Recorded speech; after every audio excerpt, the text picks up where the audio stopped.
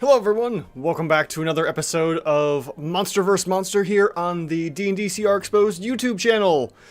This is me, Andrew, as always, bringing you the play-by-plays of the Monster vs. Monster show here that we were about to get into. Tonight's episode, we have Druids. We have specifically an Archdruid, a Githyanki Zunomancer from the, Boo and Something's Monsters, newer book that came out, and a Witherbloom Professor from Strixhaven. So, whole bunch of druids. Versus the Shadowfell creatures. And up top here we have one, I've modified this one to be a young green Shadow Dragon, versus, as well as a Shadowghast or Ghoul, and 3 Shadow Mastiff Alphas. If you've been watching the channel and watching some of the videos, you'll know that I did a Shadow Mastiff Battle Tactics, I think it was, not too long ago. So, dragons be dragons no matter what color they are. And ghouls, they do ghoul things, or ghasts, or whatever we got here. Shadowghast, yes. So, all these creatures, part of the shadows, and we are set at nighttime, so we do have an open canopy here. In the forests, which, we're going to have dim light. The moon is casting some light, but we'll have dim light settings here, so all of our Shadowghasts have the advantage here because they'll be able to go invisible with the their shadow stepping abilities that let them go invisible in dim and darkness, so they'll have that ability to hide and surprise attack our druids down here.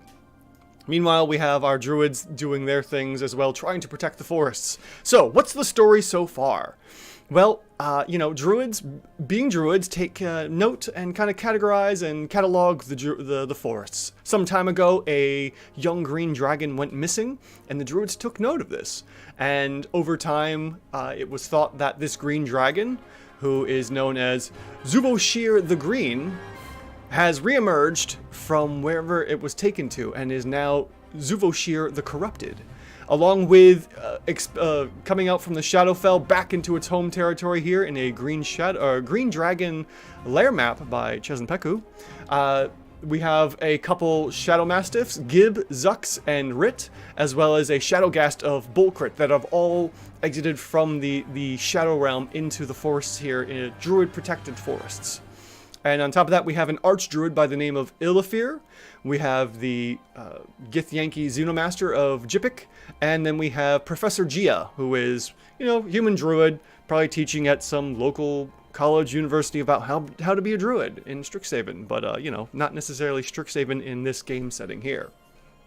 So, this is what we have for our game setting. We have a whole bunch of druids trying to protect the forests as the Shadowfell are invading and trying to corrupt this area and, extend the reach of the Shadowfell. And with that, let's get right into the action. We'll do the business at the end of this episode, so stick around for that if you're curious to know what else we got going on here. Pardon me a moment as a cat tries to get behind my computer screen. Alright, with that, let's jump right into this, and we'll start round 1 here with a whole bunch of d20 rolls. So, hopefully, now that version 10 of Foundry is fixed, maybe this will be a little bit better than it was last time. And the d20s are incoming.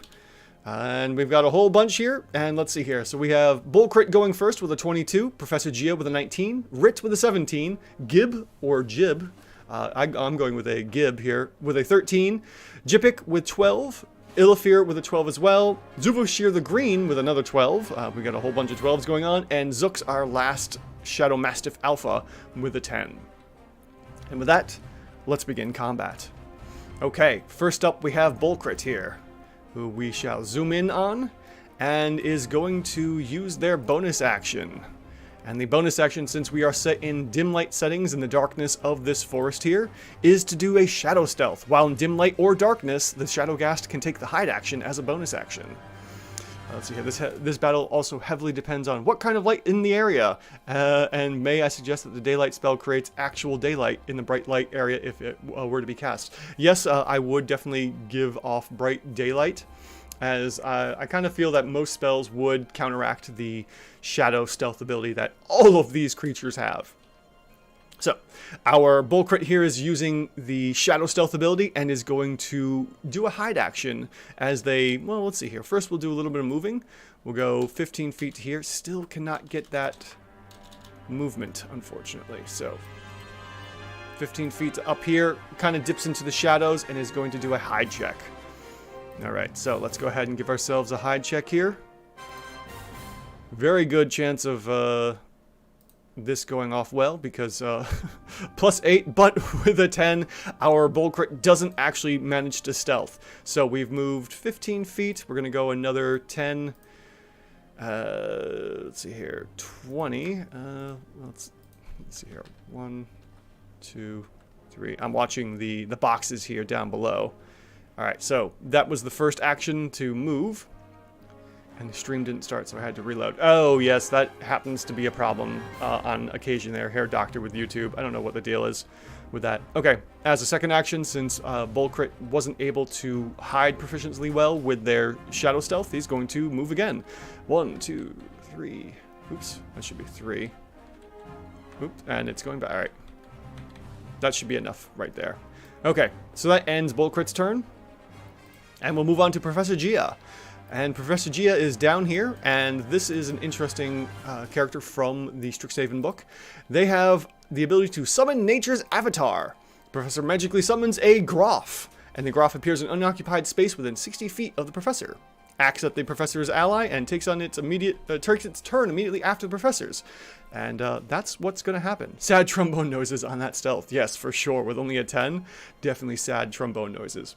Okay, so that's an action, and within 60 feet. So, seeing that this monster is moving along and, you know, isn't exactly well hidden, Professor Gia is going to move up 30 feet to here. And then summon Nature's Wrath as an action. So, let's go ahead and use that feature to summon this ability. Ooh, look at that summoning. I like that. That's nice. And since we are within 60 feet, which is, let's not move her, 35 feet to there, we're going to summon Nature's Wrath, which luckily I have all ready to go, right up in front of Bull Crit here. And we just summon a massive, swampy nature bear thing, which is fantastic. So now our druids are not necessarily outnumbered, but have an extra ally to go along with. Okay, so with that, Groff will go right after Professor Gia, and Gia's turn is now officially done, so we will take the Groff's turn, which I don't have a special name for, unfortunately. Gotta update that token so the names are always on. And Groff is going to go ahead and target Bull Crit here. So, Groff has, let's see here, what do we have for abilities? We have a multi-attack of 1 bite and 1 swamp claw attack, and that's pretty much it. Hold breath and false appearance if we also need that as well. But we probably won't, so let's see what happens here. So we have a multi-attack. We'll go ahead and go with the bite first. Lads, danger arises. Professor Gia, I don't know. All druids are Scottish to me. They could be, yeah. Probably are. Alright, going in for that bite attack on Bull Crit. First off, we have a base 19, total of 26 to hit. That's a definite hit with a minimal amount of damage for a total of 6, unfortunately. Then we go in for the Swamp Claw attack, followed up. 2 quick actions here. We have a base 3, total of 10, which unfortunately misses Bull Crit, our Shadowghast. And did we have anything special on Bull Crit here? Vision, poison, nothing really we have to worry about, although they do have Stench. So, any creature at the start of its turn within 5 feet of the Shadowghast must succeed on a DC 12 Constitution saving throw, or be poisoned.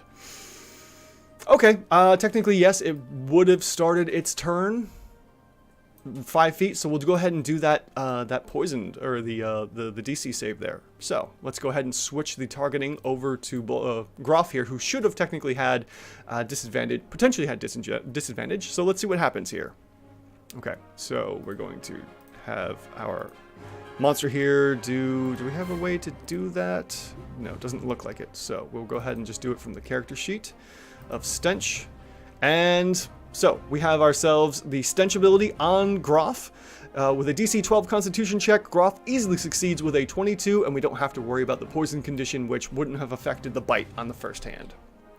We'll have to remember that for the next bout coming through, and we move on as Professor Gia's turn is done with Groff being finished as well. Okay, so that ends Professor Gia's turn, and now we have Rit and Gib, our 2 Shadow Mastiffs, who are also going to move, let's see here, they can move a total of 40 feet. We're going to have them go 20 feet first, So we'll go down to about here and then try to slip into the shadows as a bonus action. Okay, so we're going to go ahead and do that Shadow Blend. And while in dim light or darkness, the Shadow Mastiff becomes invisible, along with anything it's wearing or carrying. The visibility lasts until the Shadow Mastiff uses a bonus action to end it, or until the Shadow Mastiff attacks, is in bright light, or is incapacitated. Let's see here. Groff is a big boy. Of course he succeeds. Yes, indeed. Okay, so Grit just immediately goes invisible, so we're going to mark that with him being like this. And let's go ahead and see if we have the invisibility trait here. Just to quickly change some things around here. Do we have? Yes, we do have an invisibility. Awesome. Okay, so Rit is now officially invisible. I'll just leave him like that. It's not a big deal. He has the invisibility condition, so we'll just have to remember that no one can see him.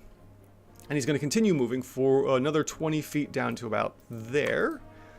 So we'll, if I can get him targeted properly, there'll be 20 feet right there. And that is bonus action, a move, and we'll continue moving along the way. Let's see here. So we're going to do another 40 feet of movement. 1, 2, 3, 4, 5, 6, 7. We'll say about 8 right there. So that is Rit's turn. Rit is now invisible. And has moved up pretty quick on the party. Let's see here. Also meet the spy reference. I don't know the reference, unfortunately. Okay, so that ends Rit's turn. And next we have Jib. Jib is also over here. We're going to have basically them do the same thing. So we're going to go ahead and go 5, 10, 15, 20. 20 to there. And then we're going to have them go invisible as well. Use the bonus action feature to Shadow Blend. We're going to go invisible. Make sure I got the targets on the correct here. Okay. Jib is now invisible. Or Gib, excuse me. Gib. And then we're going to do an additional 1, 2, 3, 4. And then finally another few more feet up. So 1, 2, 3, 4, 5, 6, 7. Yeah, that's about right. I lost count of my movement, so we'll say Jib is also there, invisible somewhere. Okay, so that ends Jib's turn as they prowl along upwards. And so Jipik, our Githyanki Xenomancer, who is technically also a druid, has a few spells up that they can do. Dominate Monster, Force Cage, Plane Shift, Telekinesis, Invisibility, Pass Without Trace, Druidcraft, Light, and Mage Hand. Seeing how dark this place is, we're going to go ahead and cast the Light spell on top of himself. So that way he can give off some light and potentially find anything that may be invisible, since the creatures have just disappeared. Okay. So we're going to go ahead and target ourselves and cast the Light spell as a cantrip. Okay, so touch, evocation. Yeah, it doesn't. It's funny. They succeed, but we're gonna have him do the. Let's see here. Let's do this again. Come on, don't succeed the spell. There we go. All right, now we have light for 1 hour. Emits a 20/40 light for for that. Okay, so let's go ahead and give ourselves a little bit of light here for 40 feet of dim, 20 feet of bright, and. No flickering pulse chroma. I think that should be good. I can't tell. Let me just see real quick if the switch this to even darker transition. I think. I can't see it. Anyways, well, we have light for 20/40. And that should be good.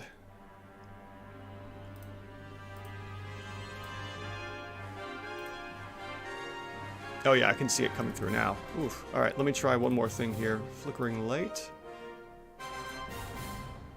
Well, in any event, I don't want to spend too much more time on this. That is Jipik's turn, and Jipik is going to, let's say, saw the Mastiffs come on over this way and is going to explore a little bit. And get, up to about here, 20 feet. Come on. Oh, there we go. Get to about here, and then because of the range of 20-40 feet, we'll be able to see our first Shadow Mastiff here. The Mastiff's invisibility breaks, unfortunately, and is now in complete light, but surprises Jipik, who wasn't expecting the Shadow Mastiff to be there so soon. So we'll go ahead and get rid of invisibility there. And now we have a Shadow Mastiff present. Okay, so that is Jipik's turn. They're going to end their turn, surprisingly, right there, and we'll probably keep him close by so that he doesn't lose the light on there. And we'll go to... yeah, I don't know why I'm clicking all those. Anyways, we'll move on to Illithir.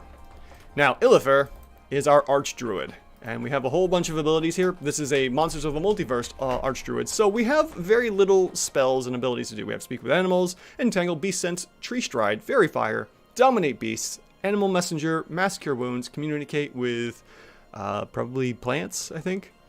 And then we have Hide Armor, Change Shape, Multi-Attack, Wildfire, and Staff. Now the change shape is going to be pretty paramount here because they can turn into, you know, animals and elementals, which is going to be nice.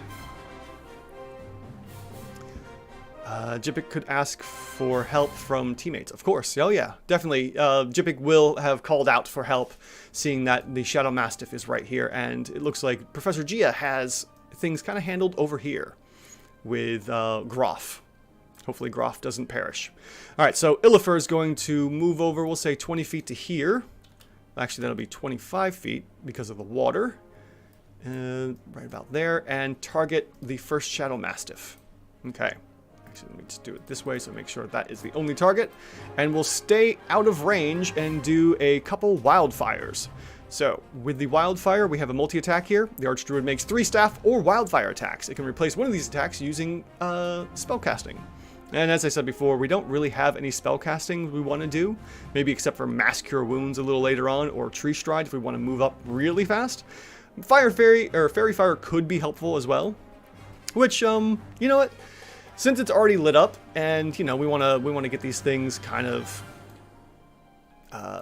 illuminated. Not knowing that Gib is back there, we're going to go ahead and do Fairy Fire for our first action. So we'll go ahead and place this thing here. And he wouldn't, maybe he would think to move it back a little bit. And just by chance, you know, we're going to accidentally get Gib in on this as well. So we have Fairy Fire applied, and it looks like with a DC 17 Dexterity saving throw, Rit and Gib both fail with a 14 and 6. So they now are glowing, nice little glow effects there, and, you know, they are sparkling, giving advantage to any attacks now. And Jipik cries out a little bit more, saying, "Oh goodness, there's another one back there!" It won't turn invisible if it hits. Are we sure about that? I'm pretty sure this will cancel out invisibility. Let's see here. Each creature, because that's the thing about Fairy Fire, if something is invisible, it outlines them. So we should have a regular attack then if we have invisibility. But because Jipik has Rit in light, that cancels out the invisibility there. So we might have a regular attack on Jib, as long as he stays out of the light. Right, exactly. Because they are glowing. Let me just double check here. Let's see. Any attack rolls against the affected creatures. Advantage if the attacker can see it. And of course they can see it now because they're outlined glowing. Okay. So, yeah, I guess we can then get rid of the invisibility on Gib as well. Excuse me. I keep wanting to say Jib for some dumb reason. Alright, so Gib. Let's go ahead and get rid of the invisibility. Effects over here. Alright, so that was action number 1 to do Fairy Fire, which surprisingly enough was able to catch a second Shadow Mastiff, and we'll go in for the attack here. So let's go ahead and get only one. Let's not double click. There we go. And we have Wildfire attack, technically 2. So we have advantage here, both 7s base, total of 16 to hit. So let's see, what do we got going on here? We have the D20s. We have a whole bunch of damage for fire damage, 21 points of fire damage. And then the target is blinded until the start of the Druid's next turn. So on top of things here, we now have a blinded puppy. Hello, Drake. Illithir is a CR12 Archdruid. Jipik is CR9? Yes. And then Professor Gia is CR7. With invisibility and Fairy Fire, HP it, so... Oh, homebrew it, so the invis is useless. Yeah, that's what I would think too. If an invisible creature is affected by the Fairy Fire, then they're still technically invisible, but they're outlined. So, you know, maybe it would cancel. If anything, I would say they're still technically invisible, but now they're outlined, so it kind of cancels out the invisibility. So, yeah, we'll put the invisibility effect back on the Shadow Mastiff to give us a regular attack here if that happens. Okay, so Rit is now unfortunately blinded for at least one turn, and then Illifer, seeing that there's another one behind. Let's see here, move 25, can't really get anything else. We'll just have him attack Rit and see about killing off this other Shadow Mastiff right here. So, attack number 3. And let's see here, base 4. Ooh, we have a critical hit on our attack. Total of 29, 42 points of damage, and our Shadow Mastiff is knocked out and technically dead.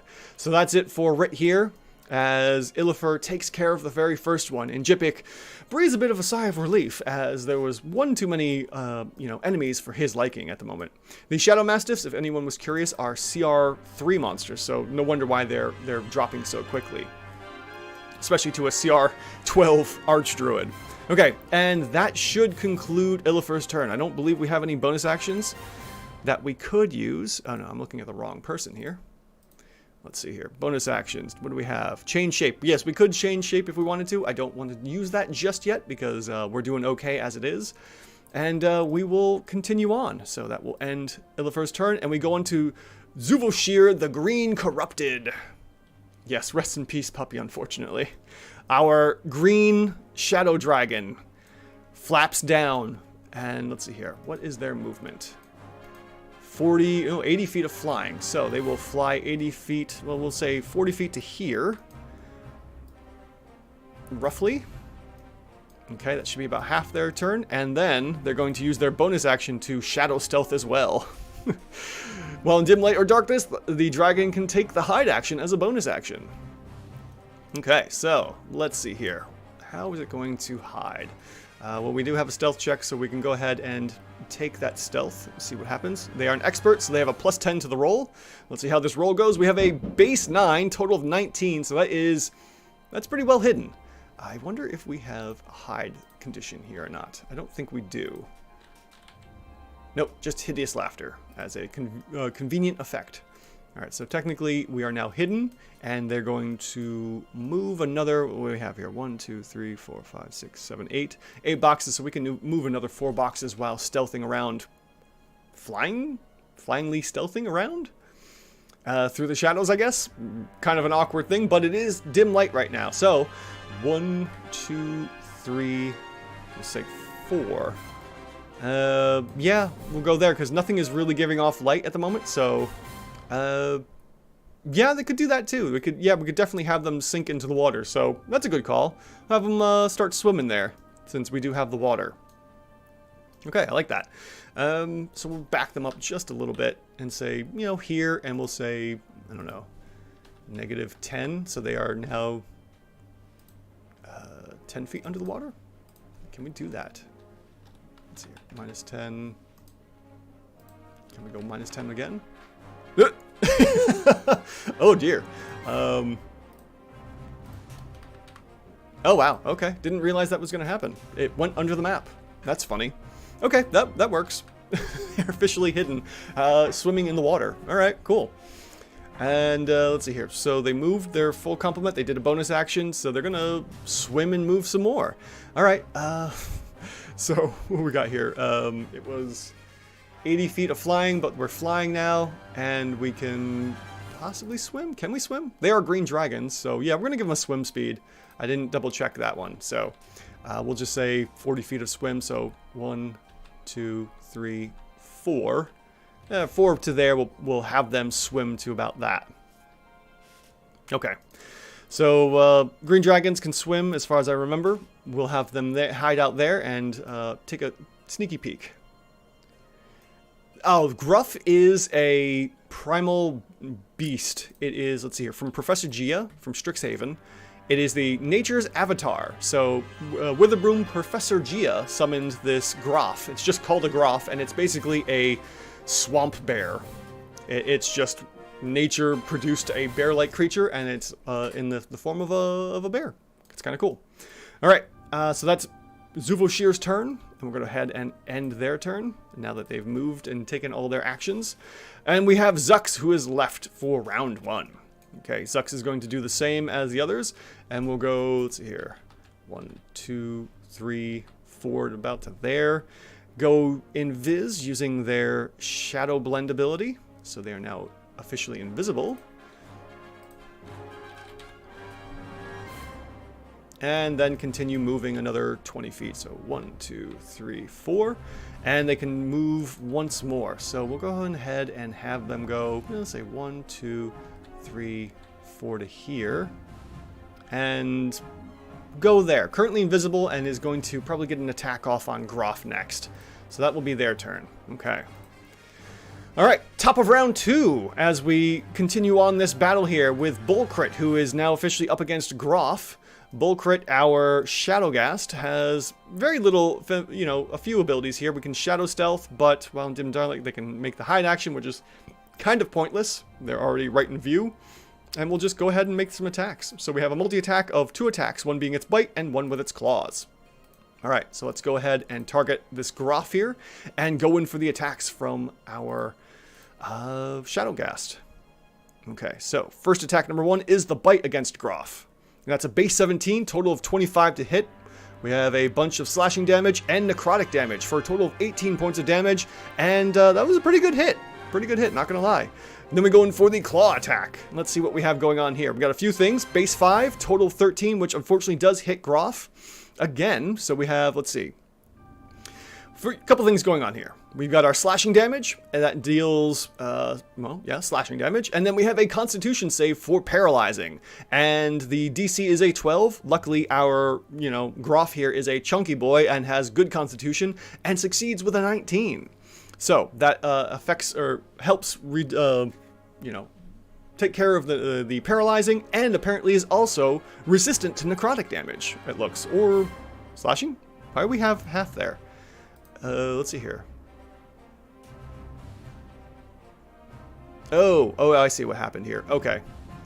So the problem is that because of the Constitution save, it thinks it's saved and is dealing only half damage. So I need to revert that damage and do total damage and apply it.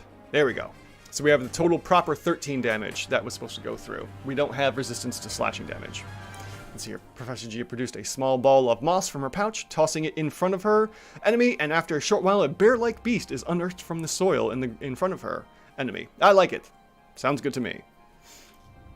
Okay, so that ends Bullcrit's turn, as Bullcrit made a couple of attacks. We'll have him just kind of shift just for the fun of it, and then end their turn. Okay, Professor Gia is up next, and Professor Gia is not aware of the Shadow Dragon that has just moved within range, unfortunately.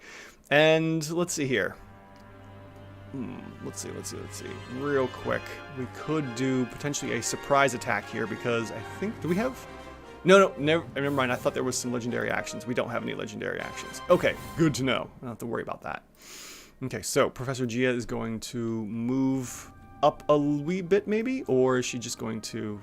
Verdant Lash. The range is 30 feet for this Verdant Lash, so we could do that. Let's see here. Oh yeah, so she's just going to move up 10 feet. And then Verdant Lash Bullcrit, who is attacking Groff. Okay, she's going to stay at maximum range because Verdant Lash is basically the Thorn Whip, the Druid's Thorn Whip spell, made into a melee attack. Okay, so switching attacks to Bullcrit, and Professor Gia goes in for the Verdant Lash attack. Once this happens, there's a 15 DC strength save to be pulled 10 feet closer or not. Okay, base 14, total of 21 to hit. That's a whole lot of D6s. Woof! Piercing and poison damage for a total of 22. Looks like there is some poison resistance going on here. And we have a DC 15 strength save going on. The D15 is that, and Bullcrit fails. Bullcrit is pulled 10 feet forward to Professor Gia.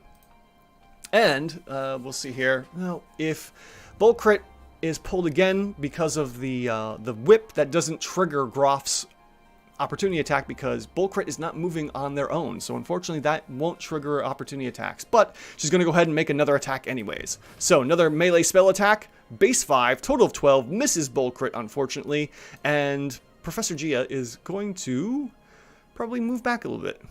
Yeah, exactly. Don't you hit my baby? Oh, yeah, Gaia, that would have been good. I didn't think of that. Okay, so Gia will go ahead and move back another, we'll say 10 feet to keep that 30-foot distance.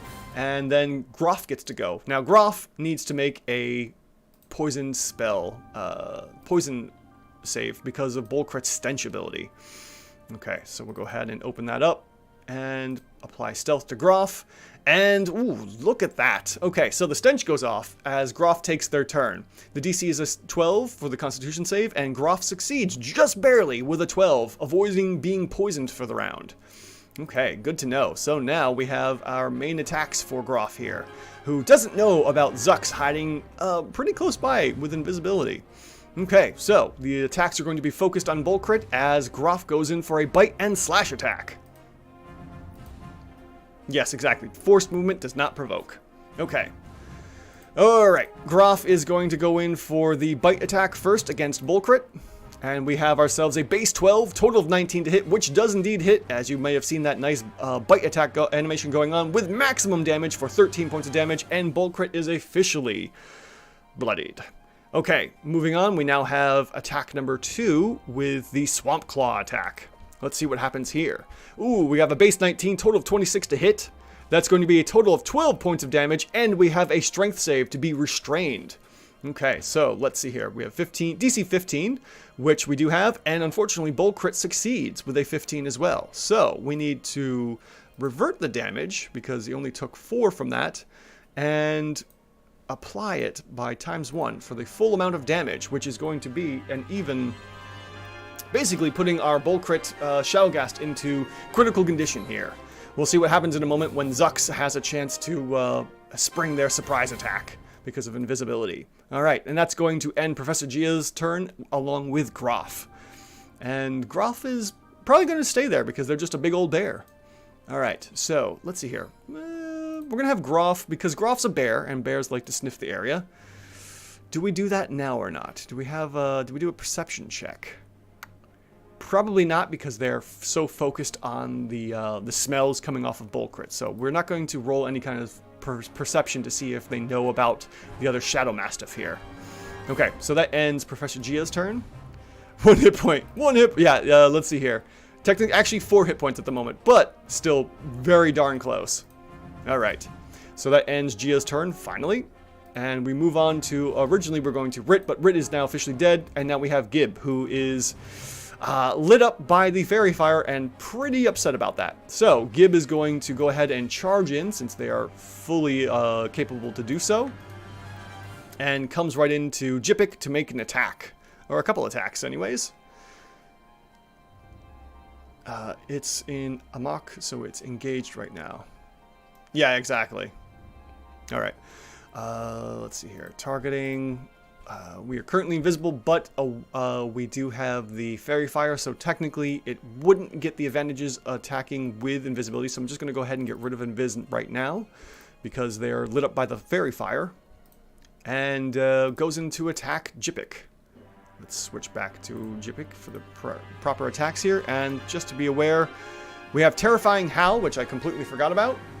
You know, that's what we're going to do instead. We're going to have Jib... yeah, completely forgot about that. We're just going to have Jib go ahead, go back here, and make that Terrifying Howl from all the way back here. Okay, so let me go ahead and target him because it's a 300-foot range. And we're going to make that Terrifying Howl here. There we go. We got 3 people going on. Totally forgot about that silly ability. And let's see. Terrifying Howl. As the Shadow Mastiff howls, any beast or humanoids within 300 feet of it must succeed on a DC 11 Wisdom save. Not the greatest check, but, you know, we'll see what happens.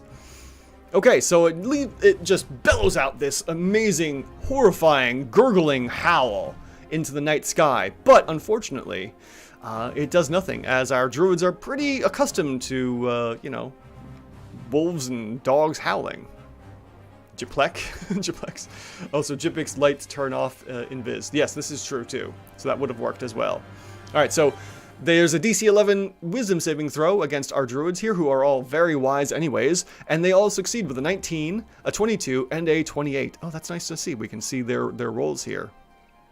19 plus 5 plus 4. All right, so all of our druids succeed, and seeing this, Gib is probably going to, Gib is going to move off to the side here and kind of hide behind these busted ruins here.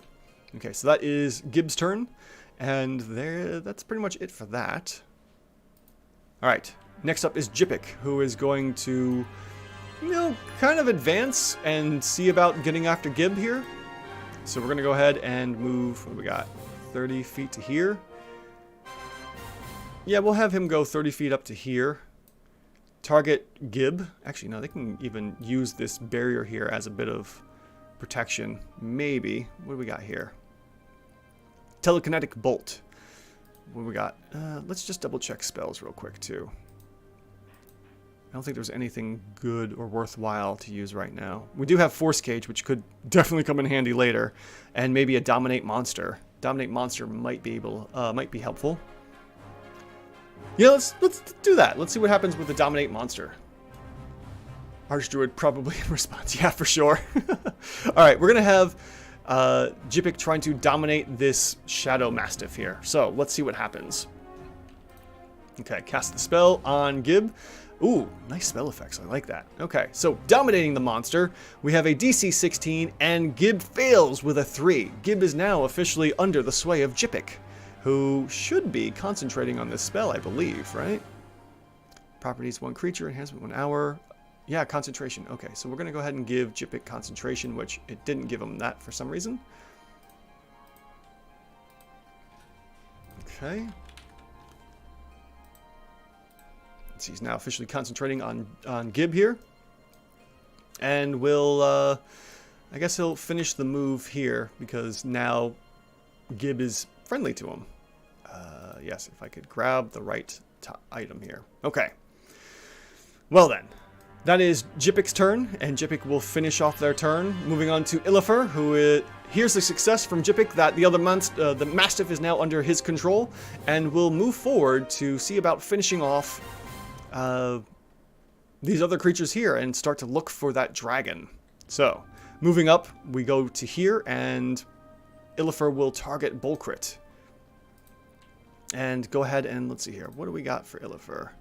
Anything special we could do? Probably nothing that great. We do have Entangle, which, meh, nothing special there. All right, so we'll just go ahead and make 3 of these wildfire attacks, which probably will end the turn pretty quick. Ooh, we have a base 20 for a critical hit of 2019, and that totally destroys Bolcrit with a 35 points of fire damage. That's funny, it reduced it to 4 for some reason. Why did that get reduced to 4? Oh, because that's all he had left for hit points, probably. I don't think, let's see here. Poison and necrotic. All right, so there was no damage resistance, so it just dropped it all the way down, whatever was left over. Okay, that's cool. All right, excellent. So we are now down 2 Shadowfell creatures, and we have 1 under control, and we have one that is currently MIA. Illifer starts looking around. Let's see here. Their action was used to start attacking. They can't really attack anything else, so that will be pretty much the end for there. All right, up next we have Zuvashir, the Green Corrupted. And they are going to spring out from the waters as we end Illifer's turn. Okay, so let's see here. End the turn, and now we're up to Zuvashir, who is currently swimming somehow through this small brook of water here, a river or whatever it is. And just crashes out of the waters. They can fly 80 feet, so yes, goes straight up, we'll say 30 feet up into 20 feet here. And let's see here, 20 feet. Yeah, I wanted to go 20 feet, so we're going to go up 30 feet. We'll do another 10 here. And then starts flying about. We'll get rid of that invisibility as it crashes out of the water. And makes itself known. Flies over top of Professor Gia. And will definitely line up a Shadow Breath, because it sees 2 of the Druids and is just going to give them a lot of trouble here. Okay, can we do it in any other way? Maybe there's a... Oh, you know what? There is a way we can do that. He's going to fly over top of Illifer, land a bit. We're going to come down to here. That should be enough, I think, to get him within range to hit all 3 of these now. And maybe even hit Zux.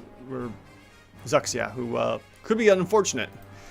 Alright, so minus 10 feet. We're going to come down to 10 feet here to Shadow Breath on all of these druids here.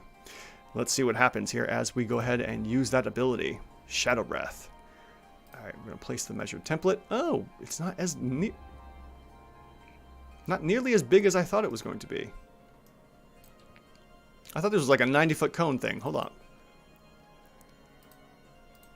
Shadow Breath. Oh yeah, it's only 30 foot. Oh, wow. Okay. Yeah, I thought this was going to be much bigger. So we'll go back to the original plan and see about doing it here.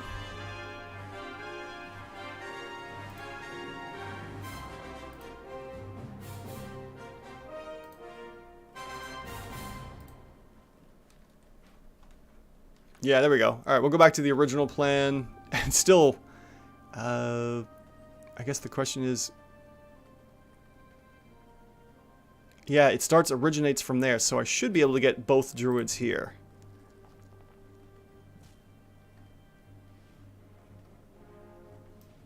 Okay, so let's see what happens here. I believe I've got that lined up properly. And what do we got going on here? So, the Shadow Breath. Our dragon exhales a shadowy poison cloud in a 30-foot cone. What we got going on is that the creatures take 56 points of damage, and then a humanoid reduced to 0 hit points dies and becomes an undead shadow. But none of them died. But let's see here. We have a DC 18 dexterity saving throw. Professor Gia fails with a 7, and Illifer also fails with a 6.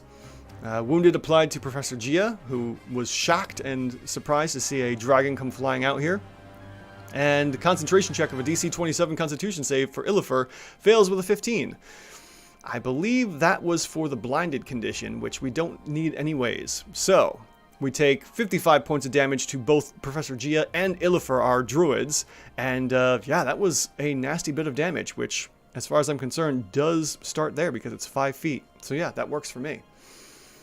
Alright, we'll go ahead and get rid of that template. And that is where our Shadow Dragon is going to hang out for the time being. Not that it really helped, but, you know, the tides may have turned a little bit. We'll see what happens. Oh, was it? Oh, that's what the spell concentration was on, the Fairy Fire. Okay, never mind. Doesn't really matter at this point anyways. Okay, up next, now that our Shadow Dragon's turn is done. Yes, thank you. It was for Fairy Fire. Now that our Shadow Dragon's turn is done, we have Zux, who is invisible and goes in for the attack on Groff. Alright, so let me switch some things around here, excuse me, and go in for the attack. Alright, so we have just 1 bite attack. Yes, it is. Sad but true. So 1 bite attack on Groff from invisible state, which gives us a advantage, and we got double 15, so base 15, total of 20 for a hit, dealing 11 points of damage and wounding our big old swampy bear. And then we also have a strength check for prone. And let's see here. Groff has to make a DC 13 strength saving throw, but unfortunately fails with a 10. And now Groff is now officially prone on the ground. So we'll go ahead and give Groff the prone condition, which could be handy. Probably not, because Groff is going pretty much next anyways. Alright, and let's see here. Prone condition. We'll just have him shift over a little bit, and that's pretty much where he's going to hang out. Okay, so the invisibility effect is now gone. Although, no, could still technically go invisible. Yeah, so we'll just have him go invisible using a bonus action. So he remains invisible since there's no light to keep him, you know, out from the shadows. So go ahead and use that bonus feature, and is now shadow blended once again, since we are in dim light. Alright, up next. So let's see here. Zux finished their turn, and that's the end of round 2. We go into the top of round 3 here. And Bullcrit is dead, so Bullcrit doesn't get to go. And Professor Gia gasps in alarm ever since this Shadow Dragon just came out of nowhere. And decides to shift a little bit to, you know, get out of the way of any more cones here. Cone breath attacks. And what does she want to do here? What does she want to do? She has a spell. She could do Mass Cure Wounds. That is one action, and it's a 30-foot sphere. Could be helpful to help heal up Illithur. Do we want to do that? Probably, considering how much that dragon just belted out some damage here. So, she's going to go ahead and go for the Cure Wound. Mass Cure Wounds. And we will heal up Illithur as well. Alright, so let's see here. Where was that? Mass Cure Wounds. There we go. And, yeah, we'll just place that right about there, and we'll heal up Illithur as well. Okay, so, whole bunch of healing there, and we restore 10 hit points. Not a whole lot, but it's something. And that is going to be Professor Gia's turn. She's going to back up another 10 feet or so, because I think she only moved about 15. So she's going to back up to there. Funny move, cast light on the dragon. Oh, yes, totally forgot about that. I don't think she has the light spell, though. Only our Githyanki has it, which is surprising. Yes, it couldn't hide if applied. This is very true. I'll have to see about that. Okay, so we are ending Gia's turn, and that means Groff gets to go. Groff is surprised by the invisible Shadowhound, who blends right back into the shadows. Had blended there and is going to sniff and try and... that's a tricky one. You know, it can't see anything, and it doesn't know precisely where it's at, so it's going to make a perception check to see if it can sniff out the location of this Shadow Mastiff here. And it doesn't have keen senses, so it's just going to give a check to see if it can find it or not. So let's see here. Let's see what happens. Alright, perception check. That's going to be a base 9, total of 12. And I'm going to say that because it's just invisible and didn't do anything special, the Shadow Mastiff will be found from the smell ability, and Groff is going to get an attack in. Technically, yeah, I guess it could attack the dragon. It is only 10 feet off the ground, and this is a big monster, so yeah, we could do that. That makes things a little easier. Alright, so I'm going to go ahead and do the move attack, which means Zux is going to get an attack of opportunity then. We'll go ahead and do that as Groff goes to run off to the dragon here. And we'll go ahead and do one more reaction bite attack. Okay, so that's going to be base 17. Oh, way too many people got hit on that. Alright, let's revert some damages there from them, from those people. And let's see here. Groff gets hit for... oh yeah, Groff was prone, so had to get up first, so that's half their movement. And then goes to move off, gets hit by the advantage attack, and deals, definitely hits with a total of 22 points of damage, dealt 10 points of damage, and then has to make a strength save, and fails, going prone once again. Yes, also no longer invisible, thank you.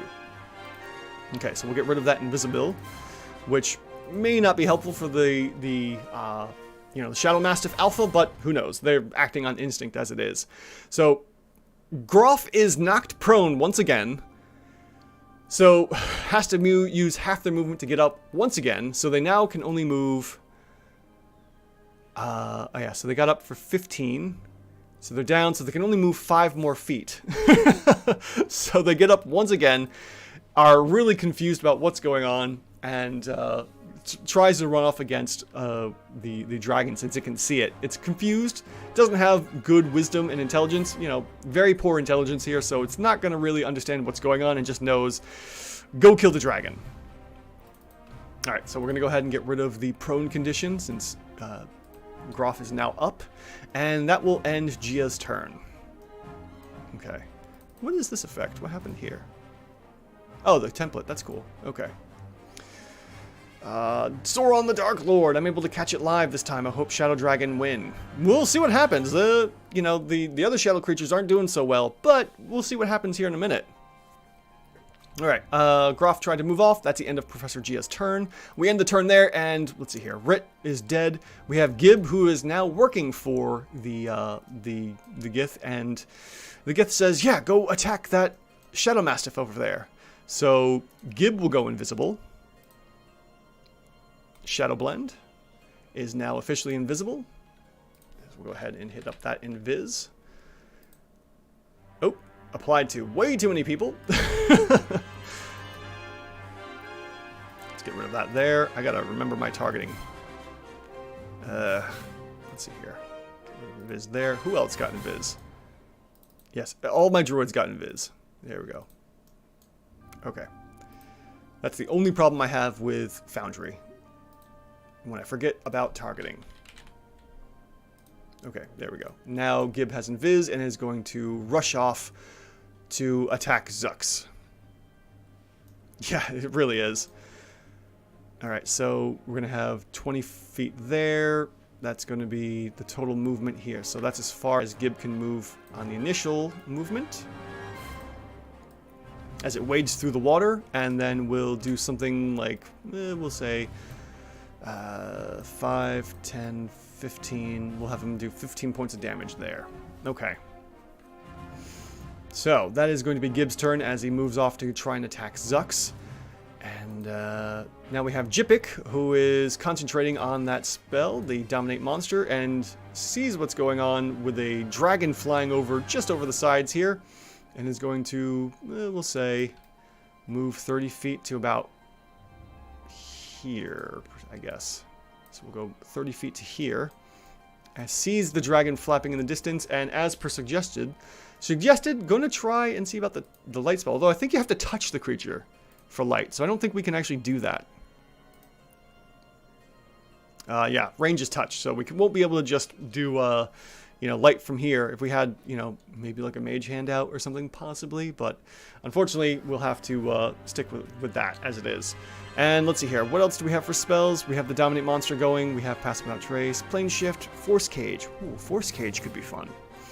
An immovable, invisible cube-shaped prison composed of magical force springs into existence around the area you choose within range. The prison can be a cage or a solid box as you choose. A prison in this shape of a cage can be up to 20 feet on a side and is made of yada yada yada. A prison in the shape of the box can be up to 10 feet on a side, create a solid barrier, and prevents any matter from passing through or blocking it.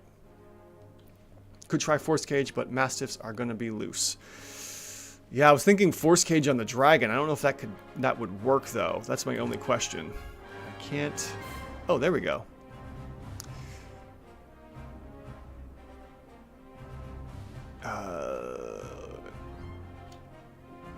Can't leave by any non-magical means, so we could technically attack it from within if we wanted to Force Cage. Probably would be the best bet to keep control of that corrupted dragon. So, but we do have... It is no, it's not concentration. It's just... Or is it? Evocation, 1 hour, DC Charisma. I'm not seeing Evocation on that. Or concentration. Someone want to remind me if that's the case or not for Force Cage? I don't believe it is. I'm going to check something off on the side here, just to double check that.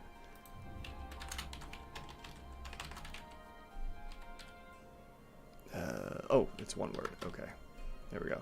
Force Cage is... No, it's not concentration, which is excellent. So let's go ahead and see about Force Caging this dragon. What is the range on it? 100 feet. So definitely within range. Cool. All right, Force Cage then. We'll make that the target. And let's see what happens.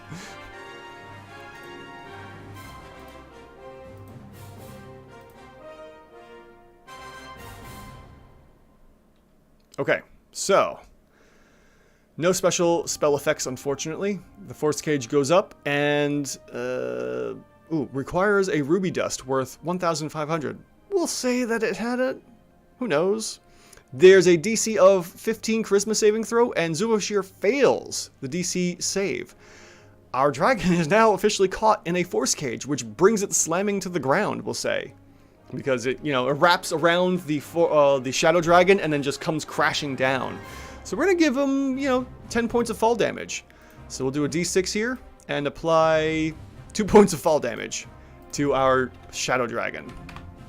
First bit of damage as it is now caught in a Force Cage. So how can it get out of the Force Cage? Let's see here. Is there any way to get out of it? This spell can't be dispelled by Dispel Magic. Alright, creature in the cage can't leave it by any non-magical means. If the creature tries to use teleportation, interplanar travel to leave the cage, it must make a Charisma save. And on a success, the creature can use that magic to exit the cage. On a failure, the creature can't escape. So I guess it's pretty much just stuck.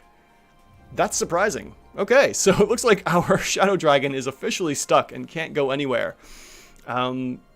this may be pretty much the end of the round as our druids just pelt this dragon while it, you know, tries to recharge his Shadow Breath. Oh no. Was not expecting this to go this way.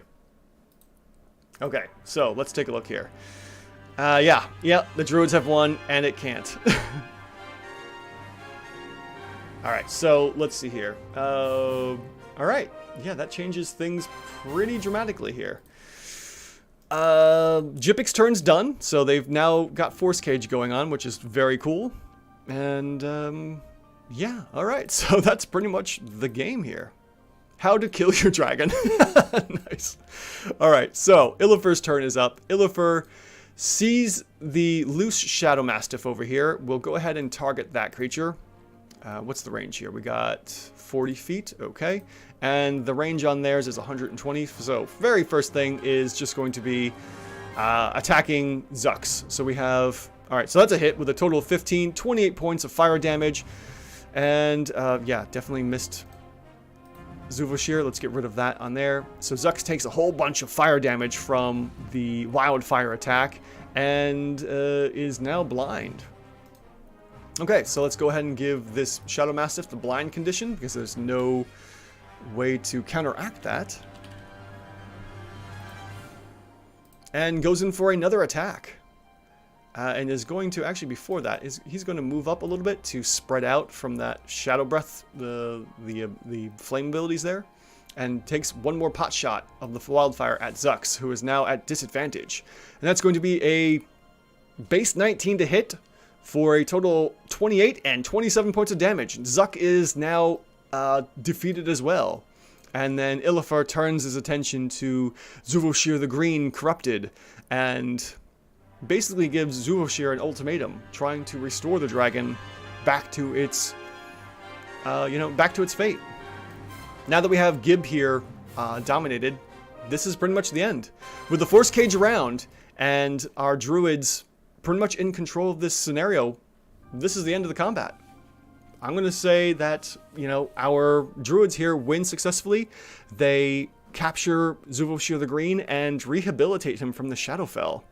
F in chat for Shadowfell.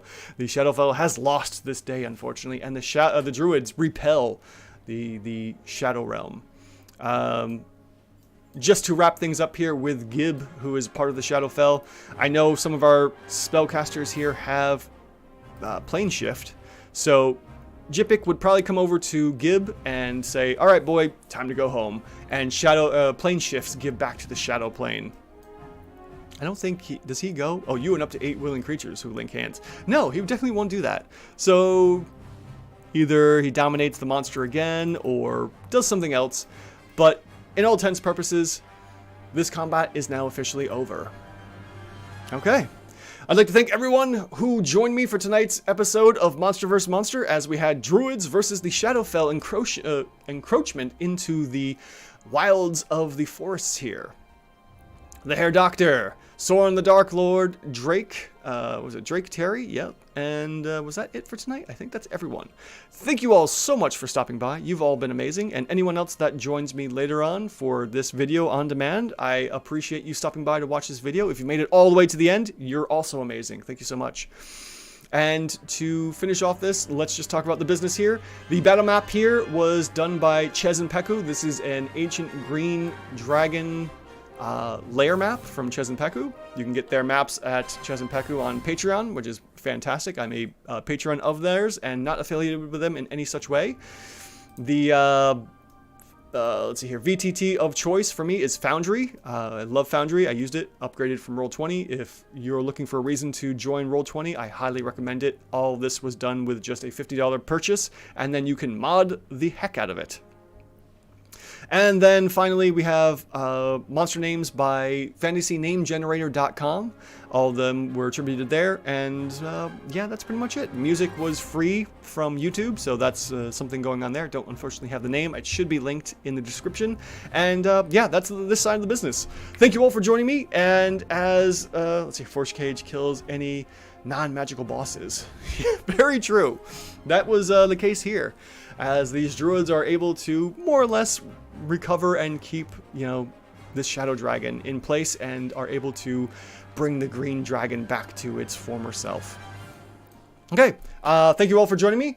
This has been this week's Monster vs. Monster. Join me again next Monday as we take another look into, some monsters fighting each other on the battlefields when the adventurers aren't out there running around, causing chaos and murder hoboing everything. Thank you all for joining me, and have a great night, a great morning, a great day, wherever you are in the world.